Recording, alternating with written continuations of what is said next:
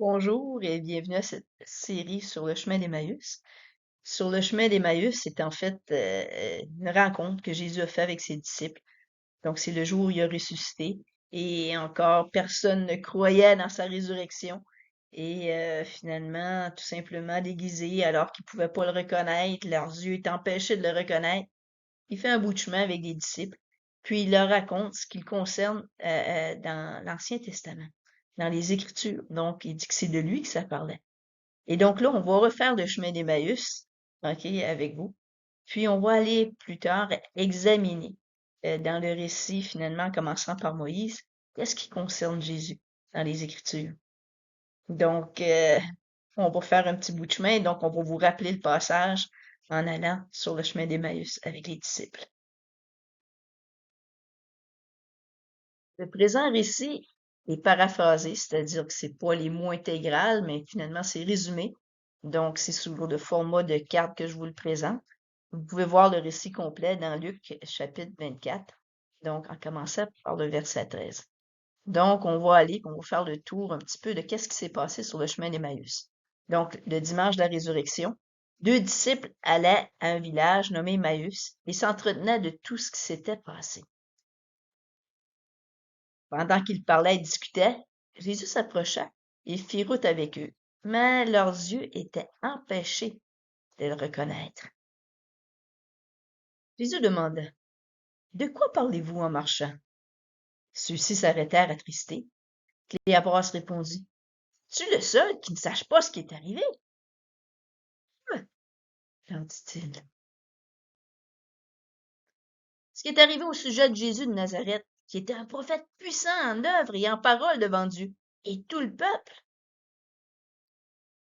Nos chefs l'ont livré pour le faire condamner à mort, et l'ont crucifié. Nous espérions que ce serait lui qui délivrait Israël. Mais voici le troisième jour des événements.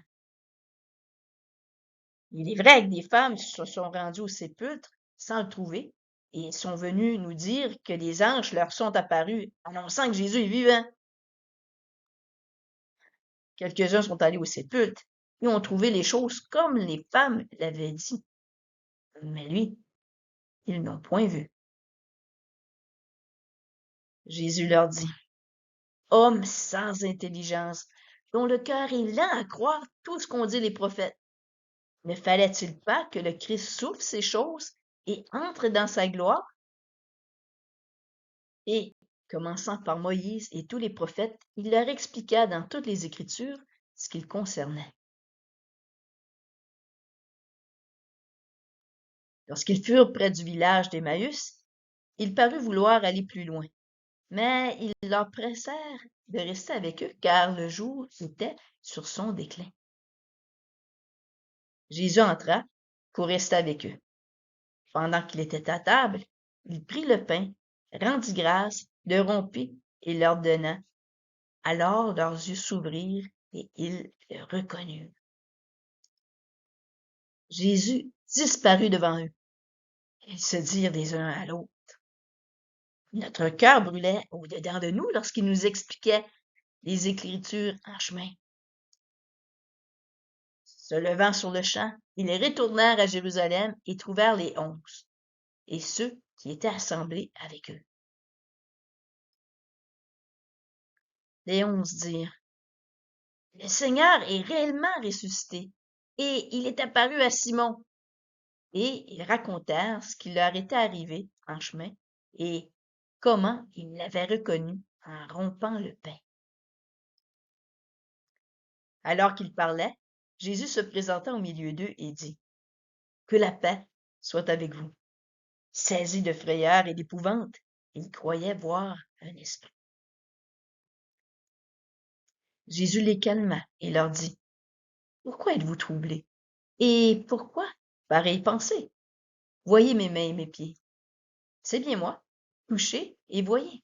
Un esprit n'a ni chair ni os.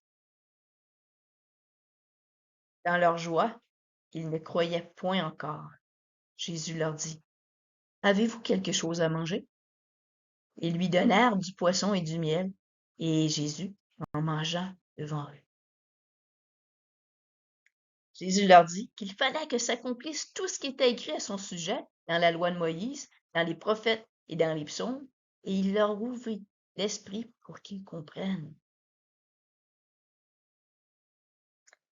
Jésus leur dit qu'il était écrit que le Christ souffrirait, qu'il ressusciterait des morts le troisième jour, et que la repentance et le pardon des péchés seraient prêchés en son nom. Jésus leur dit qu'ils étaient les témoins de ces choses, mais qu'ils devaient demeurer dans la ville de Jérusalem jusqu'à ce qu'ils soient revêtus de la puissance d'en haut. Donc, la série d'enseignements intitulée Sur le chemin d'Emmaüs vise à explorer les Écritures afin de reconstituer le récit de Jésus à ses disciples. Donc, si on retourne aux Écritures, on va lire le passage, donc c'est dans Luc, chapitre 24, on va lire le verset 27 et les versets 44 à 47. Puis, en commençant par les écrits de Moïse et continuant par ceux de tous les prophètes, il leur expliqua dans toutes les Écritures ce qu'il concernait. Puis il leur dit, c'est ce que je vous disais lorsque j'étais encore avec vous. Il fallait que s'accomplisse tout ce qui est écrit à mon sujet dans la loi de Moïse, dans les prophètes et dans les psaumes. Alors, il leur ouvrit l'intelligence afin qu'ils comprennent les Écritures. Et il leur dit, ainsi, il était écrit, il fallait que cela arrive, que le Messie souffrirait et qu'il ressusciterait le troisième jour, et que la repentance et le pardon des péchés seraient prêchés en son nom à toutes les nations, à commencer par Jérusalem. Sur le chemin d'Emmaüs, Jésus a expliqué ce qu'il concernait, en débutant par les écrits de Moïse, ceux des prophètes, puis terminant par les psaumes, Jérusalem.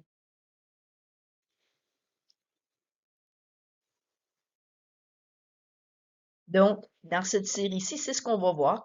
On va continuer la série en débutant finalement par le livre de Moïse, le premier livre, donc le livre de Genèse. Et la prochaine étude s'intitule Bereshit. Donc, je vous invite à venir avec moi finalement sur le chemin d'Emmaüs et de regarder comment dans Bereshit, ce qui veut dire au commencement, on retrouve Jésus. Donc, à bientôt.